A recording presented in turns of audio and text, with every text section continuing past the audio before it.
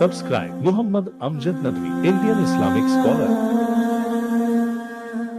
أعوذ بالله من الشيطان الرجيم بسم الله الرحمن الرحيم يسبح لله ما في السماوات وما في الأرض الملك القدوس العزيز الحكيم هو الذي بعث في الأميين رسولا منهم يتلو عليهم آياته ويزكيهم ويعلمهم الكتاب والحكمة وإن كانوا من قبل لفي ضلال مبين وآخرين منهم لما يلحقوا بهم وهو العزيز الحكيم ذلك فضل الله يؤتيه من يشاء والله ذو الفضل العظيم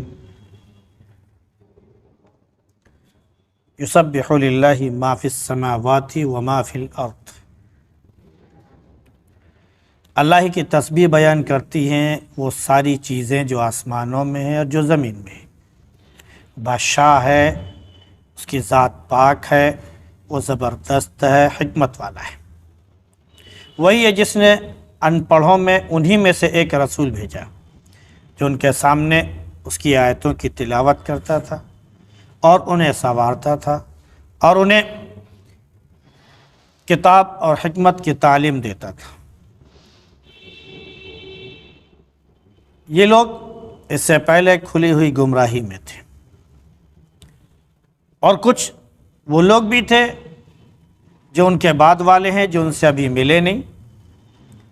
وہ غالب ہے اور حکمت والا ہے۔ یہ اللہ کا فضل ہے، جسے چاہتا ہے عطا فرماتا ہے، اور اللہ بہت ہی بڑا فضل والا ہے۔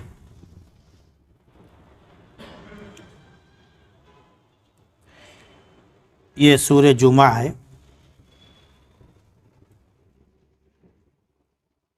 اس سورہ میں ایک جگہ لفظ جمعہ ذکر کیا گیا ہے، اس نسبت سے اس سورہ کا نام سورہ جمعہ پڑا۔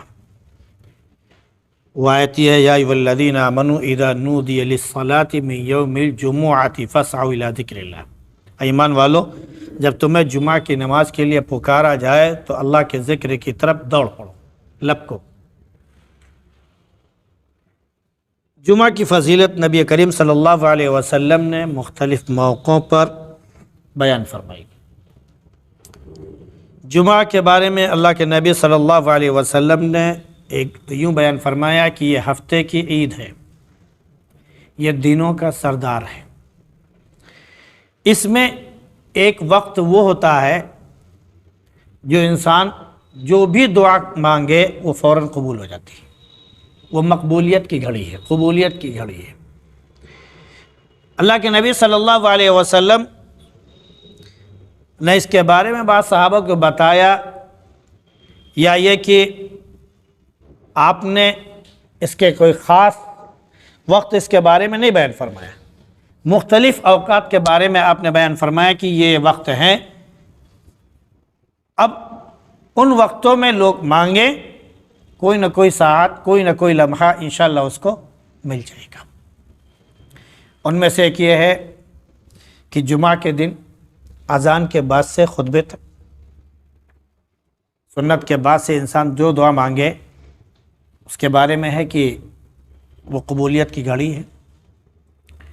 دوسرے یہ کہ امام جب خطبہ دے رہا ہوتا ہے، خطبے کے درمیان جو تھوڑی دیر کے لیے امام بیٹھتا ہے، چند لمحے کے لیے، چند سیکنڈ کے لیے، اس درمیان میں جو دعا انسان مانگے وہ قبول ہوتی ہے، وہ بھی قبولیت کی گھڑی ہے۔ اور تیسرے یہ کہ عصر اور مغرب کے درمیان اللہ کے نبی صلی اللہ علیہ وسلم پر درود پاک خاص طور سے 80 بار پڑھا جائے، اور وہ درود پاک یہ اللہم صلی علی محمد النبی الامی وعلی آلہ وسلم تسلیما، تو 80 لاکھ سے زیادہ اجر و ثواب ملتا ہے۔ اور پھر وہ وقت جو ہے قبولیت کی گھڑی ہے، جو دعا مانگی جائے اللہ قبول فرمائے گا۔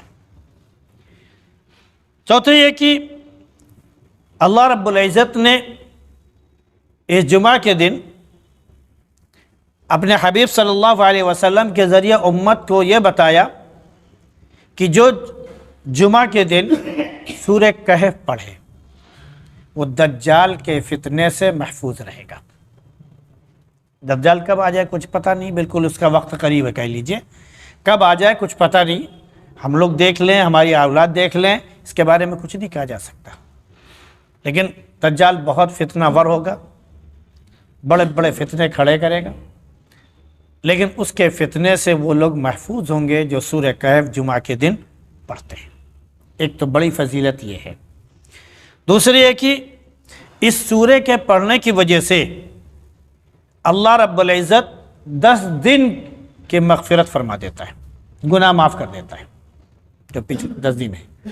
وہ کیا ہے کہ گزشتہ جمعہ سے اس جمعہ تک جو انسان سے گناہ سرزد ہوئے ہیں، اس سورہ کہف پڑھنے کی وجہ سے وہ گناہ معاف۔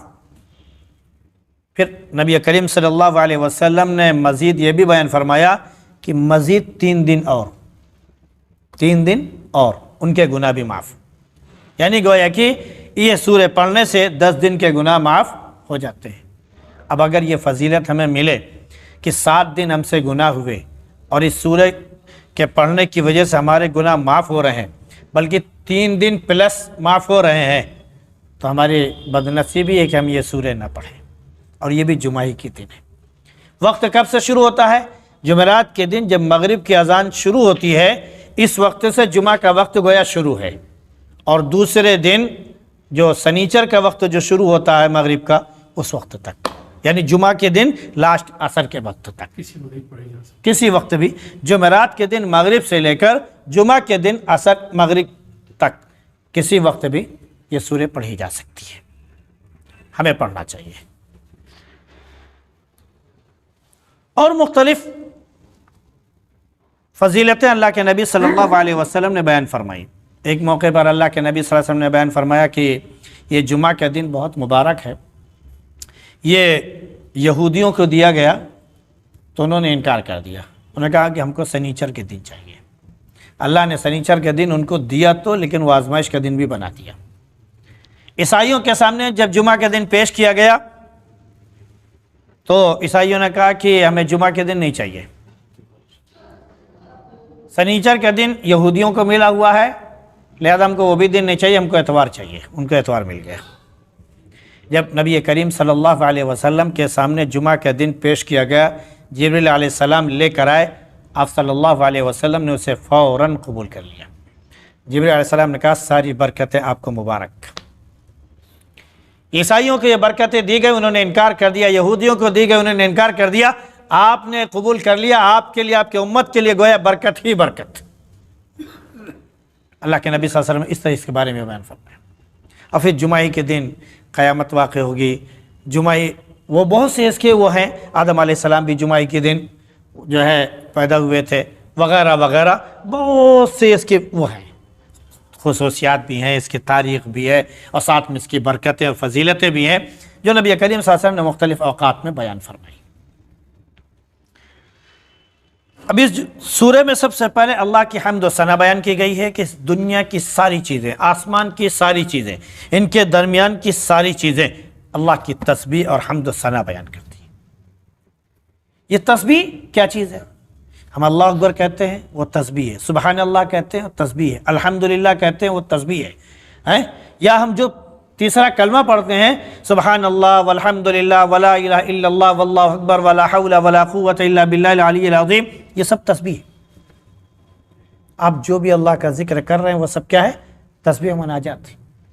تسبیح کے بارے میں اللہ کے نبی صلی اللہ علیہ وسلم نے بیان فرمایا کہ جب انسان اللہ اکبر، الحمدللہ اس طرح کے کلمات کہتا ہے تو دنیا اور آسمان کے درمیان یہ جو خلا ہے نا، اسپیس، یہ سب جو ہے کہہ لیجئے کہ اس کی برکتوں سے بھر جاتے ہیں، یہ سب پورا خلا یہ پر کر دیتا ہے، اتنی برکت ہے ان کی۔ اور یہ تسبیح جب انسان پڑھتا ہے، اللہ اکبر، سبحان اللہ، الحمدللہ، تو جتنی بار پڑھتا ہے جنت میں اتنی بار اس کے لیے ایک درخت لگا دیا جاتا ہے۔ یہاں بیج بویا، الحمدللہ، ایک درخت جنت میں لگ گیا، اللہ اکبر، ایک درخت جنت میں لگ گیا۔ آپ اپنی جنت جتنی ہری بھری کرنا چاہیں جتنا سرسبز و شاداب کرنا چاہیں اتنی تسبیحات آپ پڑھیے، آپ کی جنت ہری بھری ہوتی چلی جائے گی۔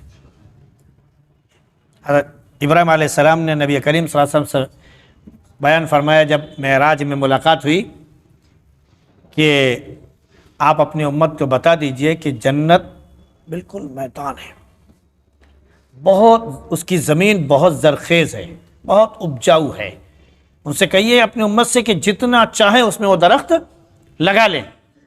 تو اللہ کے نبی صلی اللہ علیہ وسلم نے پوچھا کہ کیسے؟ تو فوراً یہ بتایا کہ اللہ اکبر کہیں، تسبیح پڑھیں، یہ ساری چیزیں کریں گے تو جتنی بار کہیں گے اتنے جنت میں درخت لگتے چلے جائیں گے۔ تو یسبح للہ ما فی السماوات و ما فی الارض، زمین و آسمان کی ساری چیزیں بے جان ہو جاندار ہو، جو چیزیں ہمیں نظر آ رہی اللہ کی خلقت، اللہ کی مخلوق، جن میں جان ہے، چلنے پھرنے کی طاقت ہے، روح ہے وہ بھی، اور جن میں طاقت نہیں ہے وہ بھی، سب کے سب اللہ کی تسبیح پہن کر۔ وَإِن مِّن شَيْءٍ إِلَّا يُسَبِّحُ بِحَمْدِهِ وَلَٰكِن لَّا تَفْقَهُونَ تَسْبِيحَهُ، کوئی چیز نہیں جو اللہ کی تسبیح نہ بیان کرے، بس یہ کہ تم ان کی تسبیح نہیں سمجھ سکتے ہو۔ ایک موقع پر نبی کریم صلی اللہ علیہ وسلم نے تمام مخلوقات کی تسبیح کے بارے میں بیان فرمایا کہ وہ ان کی تسبیح جو ہے کہ سبحان اللہ العظیم وبحمدہ سبحان اللہ العظیم، یہ سب جو ہے تسبیح اللہ کے نبی صلی اللہ علیہ وسلم نے بیان فرمائی کہ سبحان اللہ وبحمدہ سبحان اللہ العظیم، یہ تسبیحات ہیں جو دنیا کی تمام مخلوق تسبیح پڑھتی ہے، اور ہمیں بھی حکم دیا گیا ہے تمہارا جی چاہیے پڑھو، اس کی بھی بہت بڑی فضیلت ہے۔ اللہ کے نبی صلی اللہ علیہ وسلم نے ایک موقع پر ارشاد فرمایا کہ دو کلمے بہت کیا بتاتے ہیں کہ اللہ کو محبوب ہے، زبان پر نہایت آسان ہے، وزن میں بہت بھاری ہے، وہ دو کلمے کیا ہیں؟ سبحان اللہ وبحمدہ سبحان اللہ العظیم۔ امام بخاری نے اپنی سب سے آخری حدیث جو بخاری میں بیان کی ہے وہ یہ حدیث ہے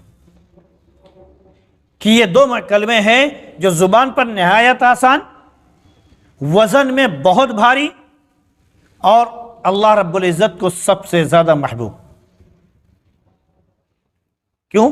اس لیے کہ تمام مخلوقات یہ تسبیح پڑھ رہی ہیں، تو ہمیں بھی یہ تسبیح پڑھنی چاہیے۔ بہرحال کچھ نہیں تو لفظ سبحان اللہ یہ تسبیح ہے، بہت ہے، کافی ہے، آپ یہی پڑھیے، اللہ رب العزت اسے قبول فرمائے گا، کیونکہ لفظ سبحان اللہ یہ خود تسبیح کے کلمات میں سے ایک کلمہ ہے۔ تو دنیا کی ساری چیزیں تسبیح بیان کر رہی ہیں، تو اللہ نے ہم کو اشرف المخلوقات بنایا ہے، تو ہمیں بھی فرض بنتا ہے کہ ہم اللہ کو یاد کریں اور اس کی تسبیح پڑھیں۔ وہ بادشاہ ہے سب سے بڑا، اور وہ تمام عیبوں سے پاک ہے، وہ غالب ہے، وہ حکمت والا ہے۔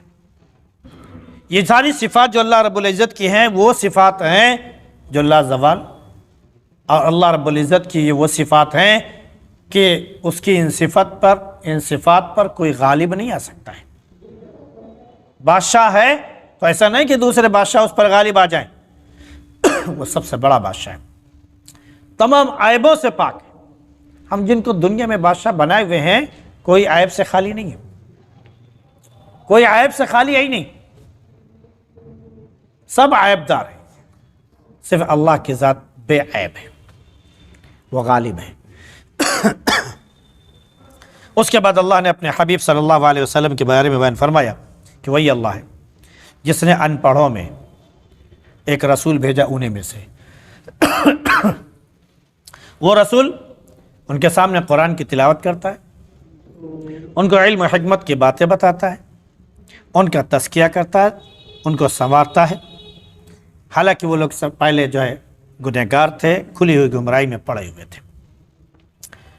عرب میں جب نبی کریم صلی اللہ علیہ وسلم مبعوث ہوئے، یعنی نبی بنا کر بھیجے گئے، تو عرب کے لوگ نرے جاہل تھے، ان پڑھ تھے، کوئی پڑھنا لکھنا نہیں جانتا تھا، علم ان کے پاس کہہ لیجئے چھو کر بھی نہیں گزرا تھا، بس یہ کہ چند لوگ تھوڑا بہت پڑھنا لکھنا جانتے تھے۔ جو لوگ جانتے تھے وہ 14 لوگ تھے تقریباً اس وقت، اور ان 14 میں حضرت ابو بکر، عمر، علی، عثمان وغیرہ بھی تھے۔ حضرت آقا نامدار حبیب کبریہ صلی اللہ علیہ وسلم میں جب نبی بنا کر بھیجے گئے تو ایسا نہیں تھا کہ آپ بھی کہیں پر پڑھ کر لکھ کر آئے تھے، اللہ نے آپ کو بھی ان پڑھ بنا رکھا، آپ کو بھی ان پڑھ رکھا، آپ بھی امی تھے جیسے تمام کے تمام لوگ ان پڑھ تھے، اور اس درمیان میں جب آپ نے ان کے سامنے علم و حکمت کے موتی پیش کرنا شروع کیے، قرآن کی آیتیں پیش کرنا شروع کی، تو اس کے علم کو سن کر وہ سب دنگ رہ گئے کہ ہمیں میں سے ایک ہمارا برادر، ہمارے بھائی ایسی ایسی باتیں پیش کر رہا ہے جو آپ سے پہلے کبھی کسی نے کیا ہی نہیں۔ اس لیے وہ نہایت پریشان تھے اور دنگ رہ جاتے تھے کہ یہ ہو کیا رہا ہے۔ اللہ کے نبی صلی اللہ علیہ وسلم نے علم و حکمت کے موتی جو ان کے سامنے پیش کیے، تو آج تک دنیا حیران ہے۔ قرآن کا علم نہ کبھی ختم ہوا ہے، نہ قیامت تک کبھی ختم ہوگا۔ جتنی چیزیں وجود میں آتی جائیں گی، آپ یہ جان لیجئے کہ قرآن میں وہ علوم پنہا ہے، پوشیدہ ہے۔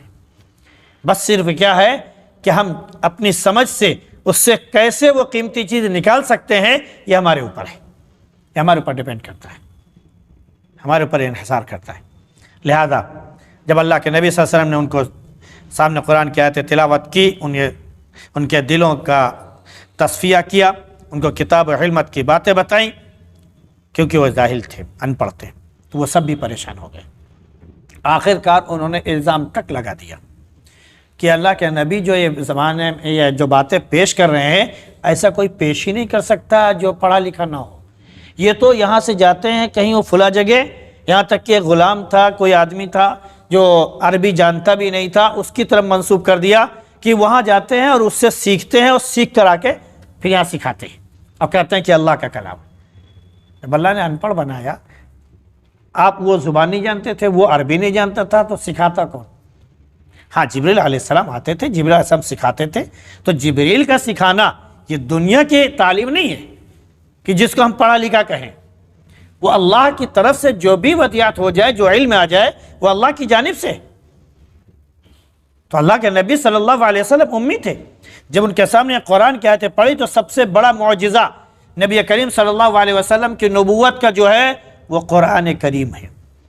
آپ نے بڑے معجزے لوگوں کو دکھائے، سارے معجزوں پر بھاری یہ معجزہ ہے، کیونکہ وہ معجزے اپنے زمانے میں تھے، ختم ہو گئے، اب صرف ان کے نام باقی ہیں، اور لیکن قرآن قیامت تک باقی رہے گا۔ ایک حرف بھی، ایک زیر زبر بھی کوئی اس کا مٹا نہیں سکتا ہے، چاہے جتنی طاقت خرچ کر دیں۔ تو یہ اللہ کے نبی صلی اللہ علیہ وسلم کی نبوت کا سب سے بڑا معجزہ ہے جو قرآن آپ نے پیش کیا۔ اسی لیے دنیا آج حیران ہے کہ اس قرآن کا ہم جواب کہاں سے دیں۔ وہ نیٹ پر بھی جعلی قرآن پیش کر رہے ہیں، لیکن جو بھی وہ پیش کرتے ہیں فوراً پکڑے جاتے ہیں، دھرے جاتے ہیں، ان کا جھوٹ فاش ہو جاتا ہے، ساری ان کی اسکیمیں برباد ہو جاتی، خراب ہو جاتی۔ تو اللہ کے نبی عربوں کے لیے بھی نبی تھے، پھر ان کے بعد بہت سے ایسے لوگ ہیں جو اللہ کے نبی صلی اللہ علیہ وسلم سے ملے نہیں یا ان سے ملے نہیں، آپ ان کے بھی نبی ہیں، یعنی آپ پوری امت کے نبی ہیں۔ ایک جگہ اللہ نے فرما دیا کہ وَمَا أَرْسَلْنَاكَ إِلَّا كَافَّةً لِلنَّاسِ، ہم نے آپ کو رسول نہیں بنایا مگر سارے جہان کے لوگوں کے لیے، یعنی سب کے لیے ہم نے آپ کو رسول بنا کر بھیجا ہے، سارے جہان، ساری دنیا کے لیے رسول بنا کر بھیجا ہے۔ جب آپ سب کے لیے رسول بن کر آ گئے تو اب کسی اور رسالت کی ضرورت نہیں رہی۔ پھر اللہ نے فرمایا کہ وہ غالب حکمت والا، اللہ کا فضل جسے چاہتا عطا کرتا ہے۔